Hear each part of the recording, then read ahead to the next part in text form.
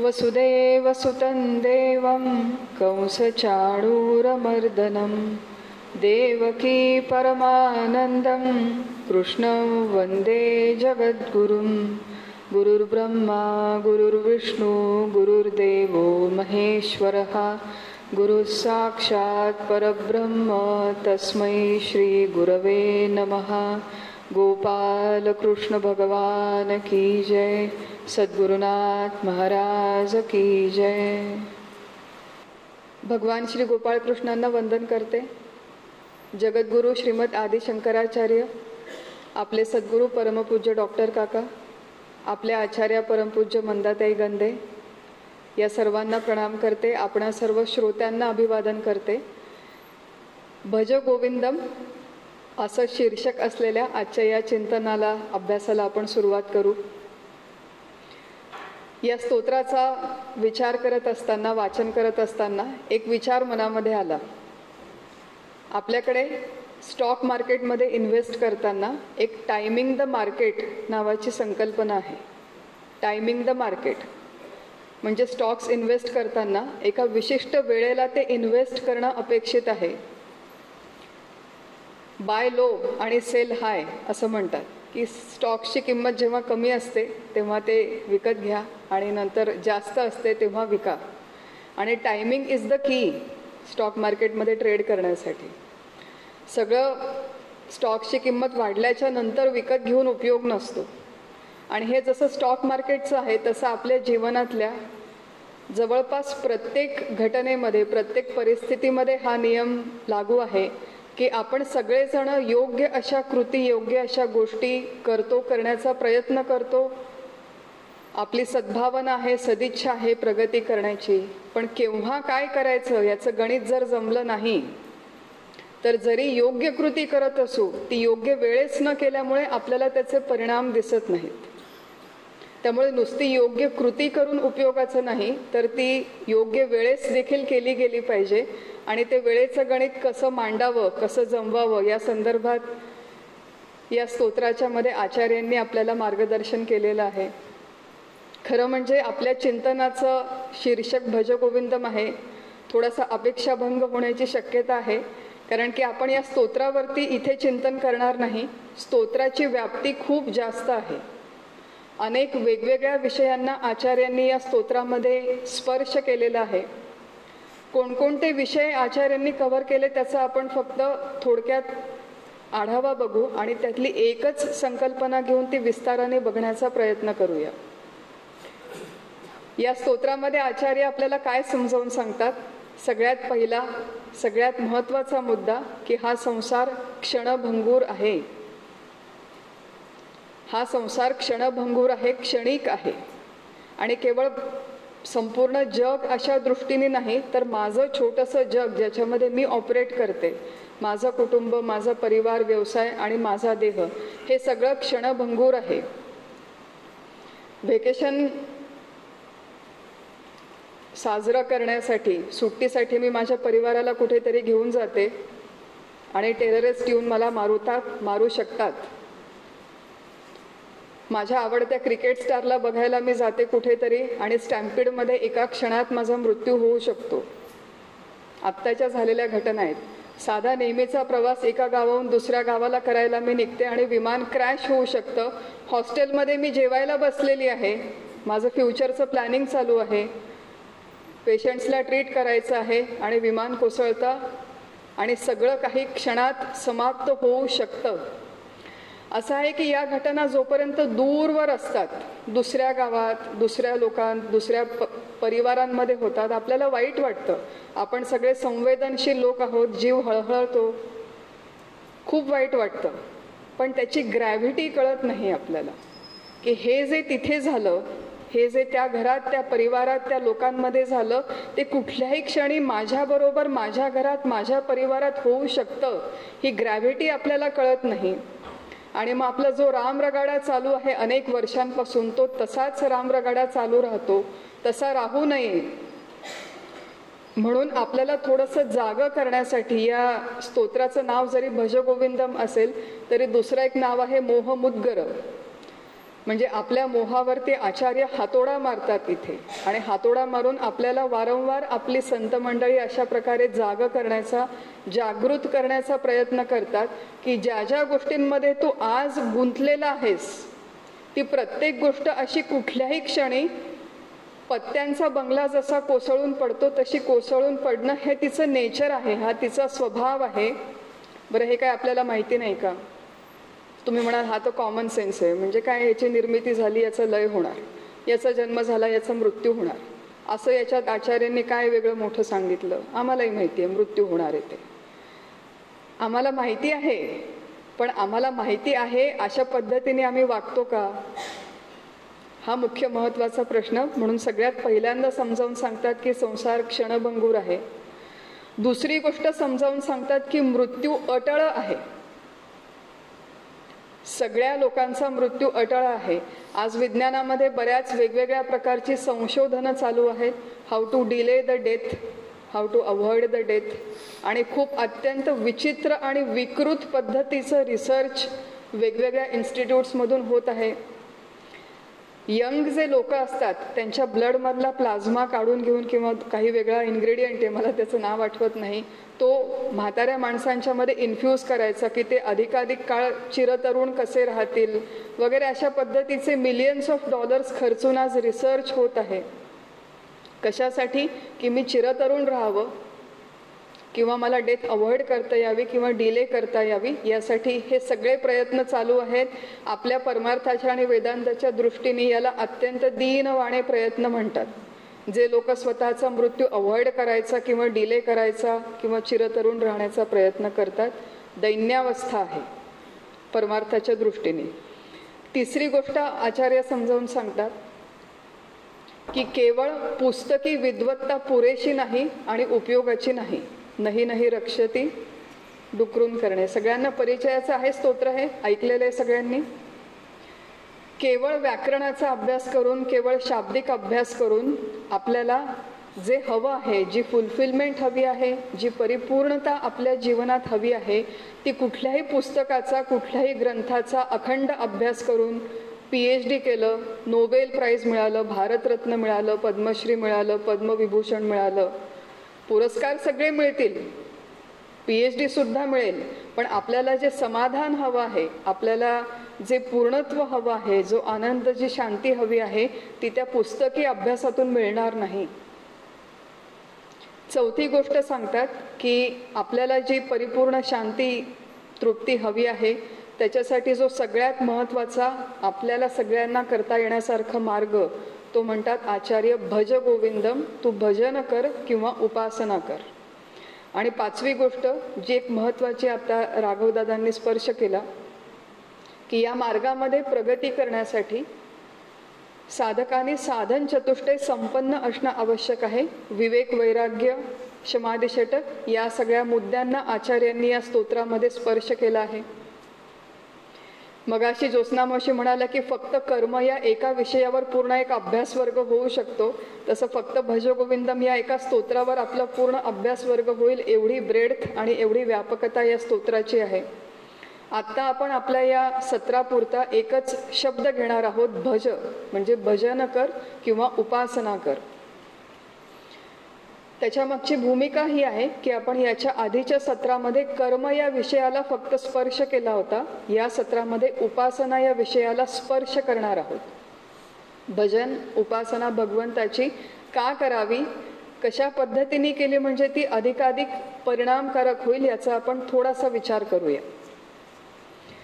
या अभ्यास वर्गामधून जेव्हा आपण परत जाऊ तेव्हा एक 2 ते 3 वाक्य आपण पाठ केलेली असावीत. त्यातलं पहिलं वाक्य आपण काल ऐकलं होतं, परमार्थाचं उद्दिष्ट सुखरूप होणे, सुखरूप होऊन सुखाने जगणे आणि त्याच सुखामध्ये हा देह आणि जग एक दिवस सोडून देणे, हे परमार्थाचं उद्दिष्ट आहे. हे पहिलं वाक्य. दुसरं वाक्य, त्याला सुद्धा काल आपण स्पर्श केला होता, आज परत उद्धृत करते. निष्काम कर्माने चित्त शुद्धी होते, निष्काम उपासनेने चित्त शांत होतं आणि केवळ शुद्ध आणि शांत चित्तामध्ये आत्मज्ञानाचा उदय होण्याची शक्यता आहे. आपल्याला कंटाळा जरी आला तरी वारंवार हेच विषय येणार आहेत. निष्काम कर्म आणि निष्काम उपासना याच्यातून आपली सुटका नाही. का बरं सुटका नाही? कारण की हे जोपर्यंत आपण करत नाही तोपर्यंत आपलं चित्त शुद्ध होत नाही, शांत होत नाही. माझं चित्त शुद्ध आहे किंवा शांत आहे हे कसं ओळखायचं? माझी कर्म आणि उपासना योग्य दिशेने चालू आहे की नाही हे कसं ओळखायचं? थोडक्यात सांगणार आहे. 5 क्रायटेरिया आहेत. सगळ्यात पहिलं की भूतकाळात मी कधीही केव्हाही कुठल्याही केलेल्या कृतीची जर माझ्या मनामध्ये बोचणी असेल, मी हे केलं असतं तर बरं झालं असतं, मी केलं नसतं तर बरं झालं असतं, कुठून बुद्धी झाली आणि मी हे केलं, अशी बोचणी जोपर्यंत माझ्या मनामध्ये आहे तोपर्यंत माझं चित्त शुद्ध नाही. पहिला भाग. दुसरा भाग की जोपर्यंत निषिद्ध काहीतरी करण्याची वारंवार इच्छा मनामध्ये होते, निषिद्ध गोष्टी ज्या आपल्या शास्त्रामध्ये बेसिक सांगितलेल्या आहेत. भगवद्गीतेचा एकीकडे अभ्यास चालू आहे पण रस्त्यावर अजूनही पाणीपुरी खावीशीच वाटते. माझ्या रूममध्ये ती तिसरी गुरु भगिनी आत्ता उपस्थित नाहीये, ती गेली दुसऱ्या खोलीमध्ये, की तिच्या विरुद्ध तिच्या पाठीमागे तिच्याबद्दल निंदा गॉसिप करावंसच वाटतं. निषिद्ध गोष्टी करण्याची जोपर्यंत मनामध्ये इच्छा आहे तोपर्यंत चित्त शुद्ध नाही. तिसरा जो भाग आहे की अनिर्बंध विषय भोग, त्याच्यामध्ये अनिर्बंध हा महत्वाचा शब्द आहे. आपण सगळेजण प्रापंचिक आहोत, संसारी आहोत, काही प्रमाणात विषय भोग असावेत, त्याला ग्राह्यता आहे, मान्यता आहे. आपण काही भगवे कपडे पांढरे कपडे घालून आयुष्य जगावं असं कुठे मार्गदर्शन नाही आहे आपल्याला. पण एका चौकटीमध्ये धर्मनीतीच्या आपल्या जनरल परिस्थितीच्या चौकटीमध्ये राहून विषय भोगणं, ती इच्छा असणं हा एक भाग आहे. आणि अनिर्बंध, मला खूप वेळेस वाटतं हो अंबानी अडाणी यांच्या घरात जसं काय वैभव आहे तसं आपल्याही घरात असावं, तसे नोकर असावेत. मग हा जो काही आपला वेडेपणा चालू असतो किंवा तसे भोग भोगण्याचा आपला प्रयत्न चालू असतो तोपर्यंत चित्त शुद्ध नाही असे विचार असतील मनात तर हे कुठे चालू आहे? हा सगळा पूर्वतयारीचा भाग आहे. आपल्याला झाली आत्मज्ञानाची आणि मोक्षाची घाई, तत्काळाची मोक्ष, पण आधी हे झालं आहे का आपलं हे तपासून बघावं. काय काय गोष्टी सांगितल्या लक्षात आहेत का? परीक्षा नाहीये, नाही तर म्हणाला तर परत अभ्यास वर्गाला नको जायला, फार प्रश्न विचारतात हे हां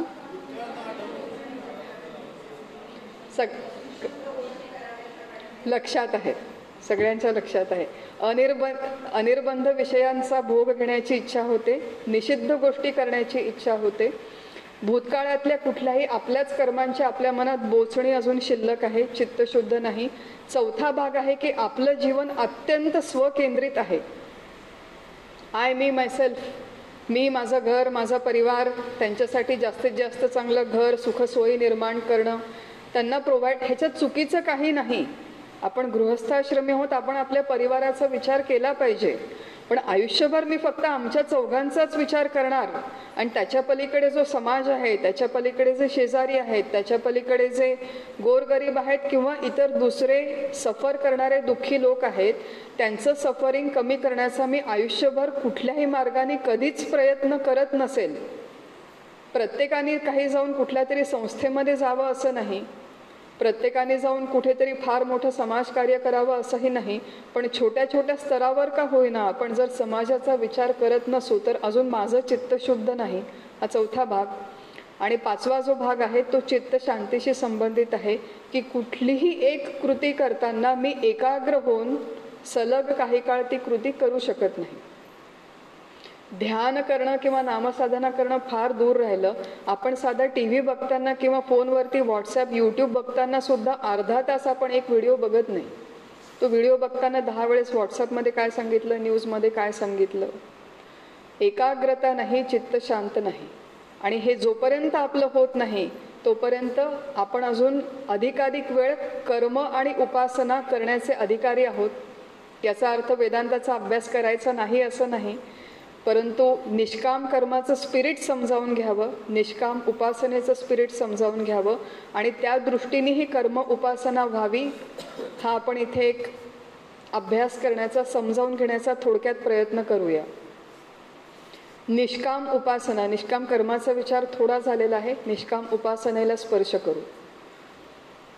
मुळात उपासनेची जी आपली संकल्पना आहे ती फार एक मर्यादित चौकटीमधली संकल्पना आहे की आम्ही देवाच्या समोर बसणार, सकाळी 20 मिनिट जेमतेम काहीतरी खुडबुड करणार, एखादं फूल वाहणार, एखादा नैवेद्य, 5 मिनिट नामजप वगैरे, मग दिवसभर संध्याकाळी परत आहे आमची शुभम करोतीची वेळ, मग अर्धा तास सकाळी, अर्धा तास संध्याकाळी, मधलेल्या 23 तासात मी कशीही मोकाट वागायला मोकळी, असं जर आपलं जीवन असेल तर त्या सकाळ संध्याकाळच्या अर्ध्या तासाच्या उपासनेला काही अर्थ नाही शास्त्राच्या दृष्टीने. उपासनेचा अर्थ आपल्याला भगवान शंकराचार्य समजावून सांगतात.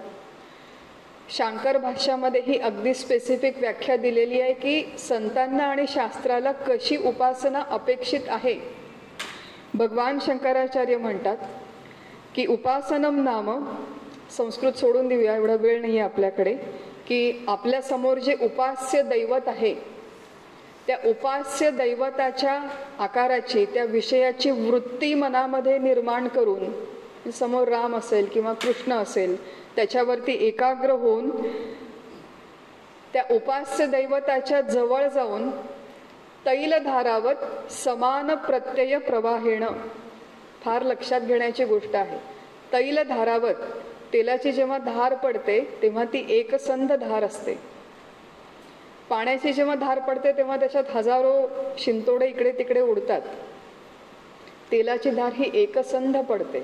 तसं भगवान शंकराचार्य आपल्याला सांगतायत की जे आपलं उपास्य दैवत आहे त्याच्या जवळ जाऊन, आता इथे जवळ म्हणजे शरीराने जवळ जाणं अपेक्षित नाही, तर मनाने त्या उपास्य दैवताच्या जवळ जाऊन तैलधारावत समान प्रत्यय प्रवाहेणं, एकाग्र त्या दैवतावर होऊन, त्याच्या पुढचं जे शब्द आहे तो अधिक महत्वाचा आहे की दीर्घकालम यत आसनम तत् उपासनम.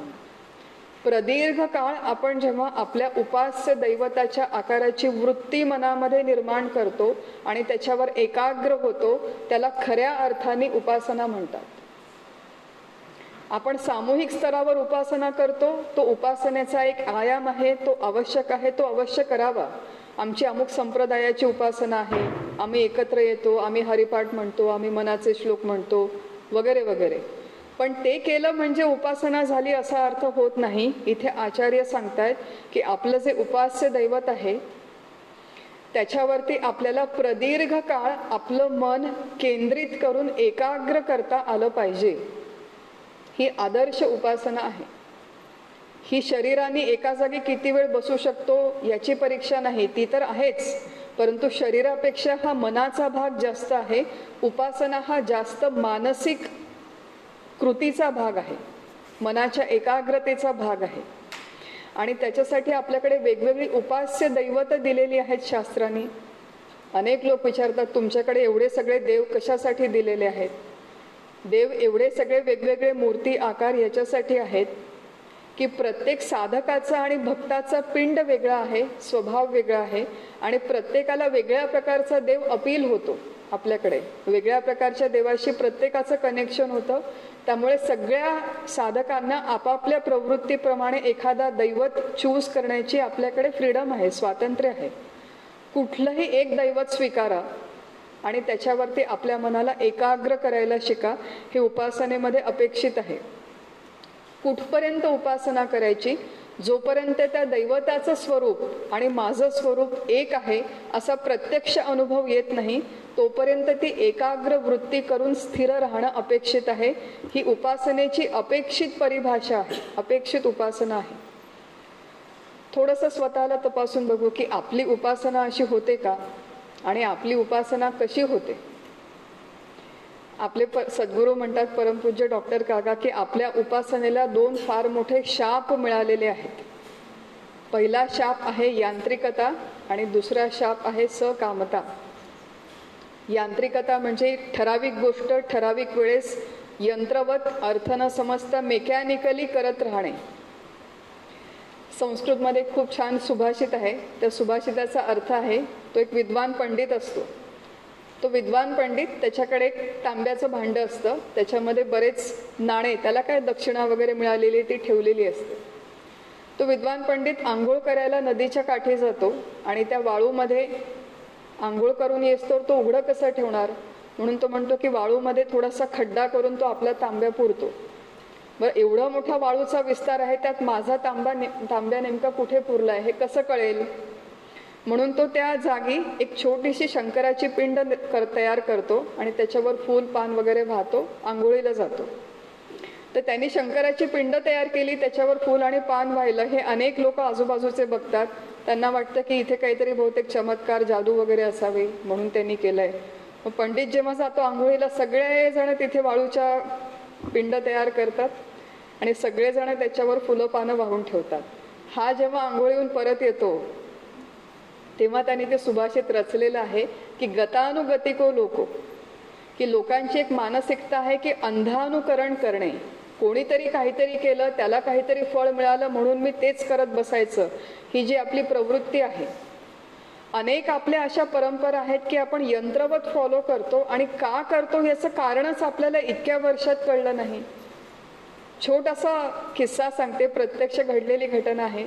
आपल्या एक गुरु भगिनी आहेत, त्यांची अशी प्रथा, त्यांच्या घराची अशी प्रथा की उपवासाच्या दिवशी कोथिंबीर चालत नाही. मला परमपूज्य काका होते घरी आणि तिथे त्या गुरु भगिनींची भेट झाली. उपवास होता, एकादशी होती. काकांचं लक्ष होतं की काऊ यांच्या पानामध्ये चटणी वाढलेली दिसत नाहीये, हिरवी चटणी आपली असते ती. त्यांनी जरा बिचकत सांगितलं, हा आमच्याकडे चालत नाही. त्या दुसऱ्या घरी गेल्या होत्या आणि दुसऱ्या घरी हा सगळा किस्सा झाला. त्या भगिनींनी जरा बिचकत सांगितलं की आमच्याकडे चालत नाही कोथिंबीर, म्हणून मी ही घेतली नाही. काका म्हणाले ठीक आहे. तो फराळ झाला, तो दिवस पार पडला. 2 दिवस गेले. 2 दिवसांनी काकांनी त्यांना विचारलं की तुम्ही सध्या कोणत्या ग्रंथाचा अभ्यास करताय. त्या म्हणाल्या की मी एकनाथी भागवताचा अभ्यास करते. काका म्हणाले एकनाथी भागवत घेऊन या इथे. त्या गुरुभगिनी घेऊन गेल्या भागवत, एकनाथी भागवत. म्हणे उपवासाला कोथिंबीर चालत नाही अशा अर्थाची नाथ महाराजांनी कोणती ओवी रचली आहे, जरा उघडून दाखवा मला. आणि त्याच्यावर काका म्हणाले की तुम्ही याचा अर्थ घरी प्रत्येक वेळेस कोथिंबीर मुद्दाम घालून खा असा याचा अर्थ नाही, पण आपण जेव्हा बाहेर जातो, बाहेर परिस्थिती अनुकूल नसेल आणि असे काही कॉम्प्रोमाइजेस करावे लागले तर त्याच्यामुळे आपलं व्रत मोडलं, आपल्याला पाप लागलं, ही जी भावना आहे ही चुकीची भावना आहे. याला यंत्रवत न समजता उमजता केलेली उपासना म्हणतात. हा एक प्रकार झाला. दुसरी आहे सकामता. सकामता म्हणजे आपला जो काही देवाशी व्यवहार आहे तो सगळा देण्या घेण्यामधला आहे. मगाशी कोणीतरी प्रश्न विचारला की आपण सगळी जी आपली स्तोत्र आहेत, एककाले पठेन नित्यम, द्विकाले पठेन नित्यम वगैरे वगैरे, त्या सगळ्या स्तोत्रांमध्ये देवांकडे मागण्या आहेत. देवांकडे मागण्या करायला परवानगी आहे, पण तो अतिशय प्राथमिक स्तर आहे. बघा, बहुतांश समाज जो आपल्याकडे आहे तो सकाम भक्ती आणि सकाम उपासना करणारा आहे. हैदराबादला एक स्टॅच्यू ऑफ इक्वॅलिटी नावाची जागा आहे. नवीन 2022 मध्ये झालेलं फार मोठं मंदिर. परमपूज्य स्वामी रामानुजाचार्यांचा खूप मोठा पुतळा आहे आणि त्या पुतळ्याच्या बाजूला 108 मंदिरांची प्रतिकृती केलेली आहे, विष्णूचे वेगवेगळे अवतार. त्या पुतळ्याला प्रदक्षिणा करताना आपल्याला 108 विष्णूच्या अवतारांचं दर्शन होतं. प्रत्येक वेळेस प्रदक्षिणा करताना आम्ही बघतो की तिथे वेगवेगळ्या मंदिरांच्या इथे वेगवेगळ्या पाट्या लावलेल्या आहेत की शनीचा दोष जावा असं वाटत असेल तर इथे 10 रुपयाच्या तेलांचा अभिषेक करा. मंगळाची काय वक्रदृष्टी वगैरे असेल ती जावी तर अमुक करा. तुम्हाला असं वाटत असेल तुमच्या मुलाची बुद्धी प्रगल्भ व्हावी तर इथे 100 रुपयाचा नारळ चढवा. आता ह्याची आपल्याला थट्टा करायची नाही, याची आपल्याला मस्करी करायची नाही. अशा प्रकारे अशा कारणांसाठी देवाकडे जाणारा बहुतांश समाज आपल्याकडे आहे आणि त्यांनी जावं. तुकाराम महाराज म्हणतात की सुख देवाचे सांगावे, दुःख देवाचे सांगावे आणि सुख देवाला मागावे. त्यामुळे आपलं दुःख हलकं करण्यासाठी आणि सुख मागण्यासाठी कधीतरी देवाकडे जायला हरकत नाही. पण मगाशी जसं म्हणलं तसं वारंवार आपल्या प्रापंचिक मागण्या पूर्ण करायला जाणं योग्य नाही.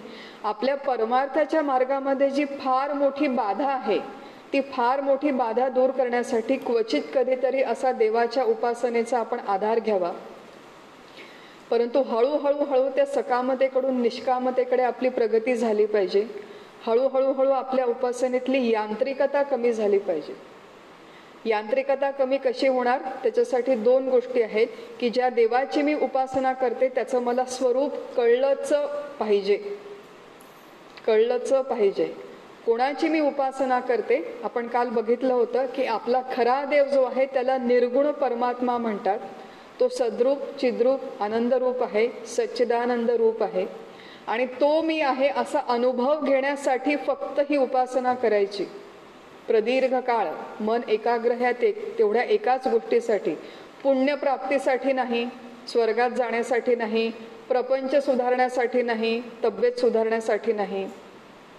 तो मी आहे असा अनुभव घेण्यासाठी उपासना करावी असं माझं वैयक्तिक मत नाही, असं शास्त्रकार सांगतात, असं आपले संत सांगतात.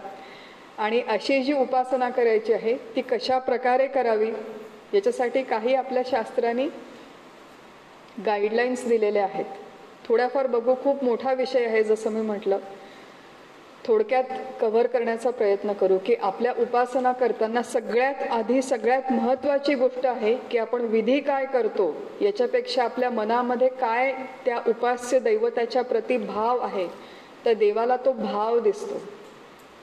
एक सगळ्यात भाव या शब्दाचे देखील वेगवेगळे अर्थ आहेत. भाव शब्दाचा पहिला अर्थ आहे आस्तिक्याची भावना. देव आहे, देव नावाचं तत्व आहे जो या सृष्टीला संचालित करतो. खरं मी जसं म्हणलं की आपण इथे सगळे जमलेले आपण संवेदनशील लोक आहोत, साधक आहोत. आणि आजकाल ज्या प्रकारच्या घटना समाजामध्ये होतात, नेसेसरीली माझं काही नुकसान अजून झालेलं नाही आहे, पण आपण जसं आता हे अपघात बघितले, टेररिस्ट अटॅक बघितले, विविध प्रकारे स्त्रियांवर अत्याचार होतात, निरपराध लोकांवरती अन्याय होतात, आणि ते बघितलं की एक प्रकारे मन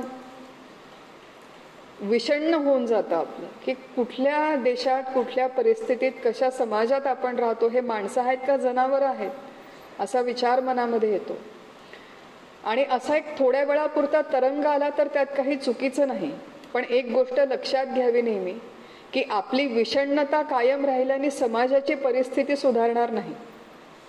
परमपूज्य काकांनी एकदा आम्हाला हा मुद्दा समजावून सांगितला होता आणि खूप मार्मिक मुद्दा आहे की भगवान श्रीराम आणि भगवान श्रीकृष्ण प्रत्यक्ष या पृथ्वीवरती जेव्हा त्यांचा अवतार होता तेव्हा देखील श्रीराम जेव्हा वनवासात गेले होते, असा एक काळ होता, अशी परिस्थिती होती की ऋषीमुनी जे तपश्चर्याला बसलेले आहेत त्यांना मारून त्यांच्या हाडांचा ढीग पडलेला आहे, अशी परिस्थिती रामराज्यामध्ये होती की तपश्चर्या करणाऱ्या ऋषीमुनींच्या हाडांचा ढीग पडलेला आहे. महाभारतामध्ये काय झालं, कशा प्रकारचे अत्याचार होते आपण सगळेजण जाणतो. त्यामुळे या समाजामध्ये, या देशामध्ये, या विश्वामध्ये सज्जन लोक हे कायम असणार आहेत, दुर्जन लोक हे कायम असणार आहेत. दुर्जन लोक सज्जनांवर, निरपराध लोकांवर अन्याय हे कायम करणार आहेत. ही ईश्वराचीच योजना आहे. मग आपण काय करायचं? प्रश्न कुठे येतो की एक थोड्या वेळापुरता विषण्णतेचा तरंग आला तर हरकत नाही, यावा, पण मग त्या विषण्णतेचं रूपांतर कुठेतरी कॉन्क्रीट ॲक्शनमध्ये झालं तर त्याचा उपयोग आहे समाजाला आणि आपल्याला. काका म्हणतात की तुम्हाला शक्य असेल तर एखादी चळवळ उभी करा अन्यायाच्या विरुद्ध, किंवा दुसऱ्या व्यक्तीने ज्याने चळवळ उभी केली आहे त्याला मदत करा अन्यायाच्या विरुद्ध. आणि हे जमत नसेल आपल्याला, आपण 70 क्रॉस केली, आता 80 क्रॉस केली आहे, चळवळ उभी करायला जमत नसेल तर किमान चुळबुळ करू नका घरी बसून. म्हणजे काय बघवत नाही हो, आजकाल पाहवत नाही हो, या समाजामध्ये काय परिस्थिती आली हो, कशा प्रकारे मुलं वागतात हो, असे होकार आपले जे येतात त्याचा समाजामध्ये फारसा प्रॅक्टिकल लेवलला उपयोग नसतो. शक्य असेल तिथे शक्य तेवढी मदत करावी, शक्य तेवढं योगदान द्यावं. प्रत्येकाकडे शारीरिक काही क्षमता नाही, शारीरिक, मानसिक, बौद्धिक, आर्थिक ज्या ज्या स्तरावर शक्य आहे तिथे प्रयत्न करावेत समाजाला, कुटुंबाला, आपल्या घरच्या परिस्थितीला बदलण्यासाठी. पण शेवटी जो आहे की ईश्वरासंबंधीचा भाव, त्याच्या संबंधीची शरणागती की हे सगळं जे काही चालू आहे ते भगवंताच्या, ईश्वराच्या नियोजनाने चालू आहे. अन्याय सुद्धा त्याचंच नियोजन आहे. पापाचरण हे सुद्धा त्याचंच नियोजन आहे. त्या माणसाने तेवढे पाप करावे, ते अन्याय करावे, ही बुद्धी त्याला देणारा ईश्वरच आहे. आणि त्या अन्यायाचा प्रतिकार करण्याची बुद्धी देणारा सुद्धा ईश्वरच आहे. ही मोठी इकोसिस्टीम त्याच्या नियोजनाने चालू आहे, असा एक भाव मनामध्ये ठेवावा. ईश्वर आहे एवढं सगळं जरी असेल तरी या सृष्टीमध्ये हिला चालवणारा देव आहे. आणि दुसरं महत्त्वाचं की तो जो देव आहे तो सर्वत्र सदा समान आहे. समर्थ रामदास स्वामींची खूप छान ओवी आहे, तेवढी उद्धृत करूया आणि थांबूया. विवेके वीण जो भाव तो भावची अभाव, मूर्खस्य प्रतिमा देव ऐसे वचन. म्हणजे काय म्हणतात समर्थ रामदास स्वामी की विवेक नसताना जो भगवंताच्या प्रति भाव असतो तो जणू अभाव असल्यासारखाच आहे. मग विवेक नसणारा भाव म्हणजे नेमकं काय की मूर्खस्य प्रतिमा देव. आमच्या सगळ्यांचा देव हा केवळ प्रतिमेमध्ये आहे असा मर्यादित विचार जो करतो तो मूर्ख आहे, असं समर्थ रामदास स्वामी म्हणतात. मग आमचा खरा देव कोण आहे? खरा देव हा प्रतिमेमध्ये आहे, मूर्तीमध्ये आहे, पिंडीमध्ये आहे, जिथे स्थापना प्राणप्रतिष्ठा होते तिथे आहेच. पण त्याच्याशिवाय तो या संपूर्ण चराचर सृष्टीमध्ये समानत्वाने सदैव व्याप्त आहे. ही जोपर्यंत आपली दृष्टी विकसित होत नाही तोपर्यंत आपण एक मूर्ती, तिची एक पूजा, तिची एक उपासना, त्याला एक फूल वाहणं, हे अत्यंत मर्यादित स्वरूपाची उपासना करतो. ही उपासना करावी पण ही नेहमी सुरुवात आहे हे लक्षात ठेवावं. आणि त्या संकुचित उपासनेपासून नारायण असे विश्वी त्याची पूजा करीत जावी. त्या कारणे तोषवावी कोणी एक काया. अशी व्यापक उपासनेमध्ये त्याची परिणती व्हावी. प्रदीर्घ काळ जेव्हा आपण देवाचं खरं स्वरूप जाणून घेऊन जेव्हा त्याच्याशी शरणागत राहून एकाग्र होण्याचा प्रयत्न करू तेव्हा हळूहळू आपलं चित्त शांत आणि एकाग्र होण्याची व्यवस्था त्या उपासनेमध्ये आहे. म्हणून परत एकदा, निष्काम कर्माने चित्त शुद्धी होते, निष्काम उपासनेने चित्त शांत होतं.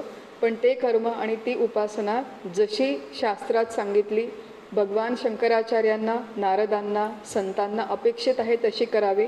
म्हणजे लवकर वेळात कमी श्रमात आपलं काम होतं. आणि असं केल्याच्या नंतर आत्मज्ञानाचा उदय होऊन आपल्याला समाधान, शांती, तृप्ती मिळण्याची व्यवस्था आहे. एवढं आजच्या या चिंतनामध्ये विचार करू आणि आजचं हे चिंतन थांबवू. हरिओम तत्सत.